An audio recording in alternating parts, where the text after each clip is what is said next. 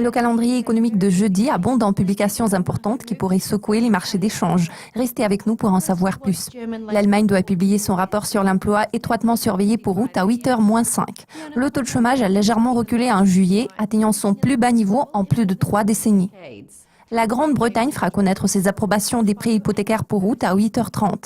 Le nombre d'approbations a chuté à son plus bas sur 18 mois en juillet.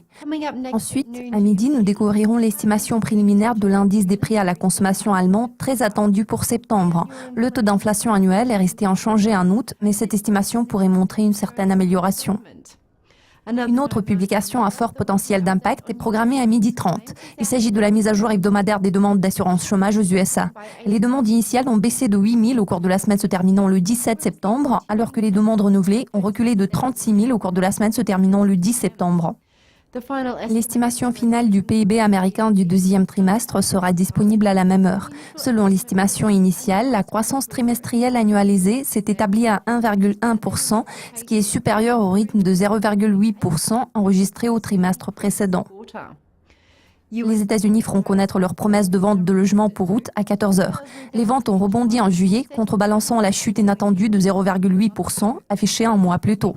La confiance des consommateurs britanniques GFK pour septembre sera disponible à 23h01. L'indice a regagné du terrain en août après avoir chuté à son plus bas sur 2 ans le mois précédent.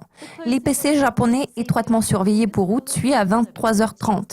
L'IPC annuel a été négatif au cours des 5 derniers mois, en dépit des mesures de relance, ce qui laisse envisager certaines mesures non conventionnelles du côté de la Banque du Japon. Certains traders sont d'avis que les décideurs politiques sont à court d'options. Nous découvrirons l'estimation préliminaire de la production industrielle japonaise pour août à 23h50. La production a ralenti en juillet après une forte hausse de 2,3% affichée un mois plus tôt. La confiance des entreprises néo-zélandaises pour septembre est programmée à minuit. L'indice a vu peu de changements en août, ce qui implique que les entreprises du pays restent optimistes. À cela s'ajoute une augmentation simultanée de l'emploi et des intentions d'investissement. La Chine doit publier son indice des directeurs d'achat de haute importance pour septembre à 1h du matin.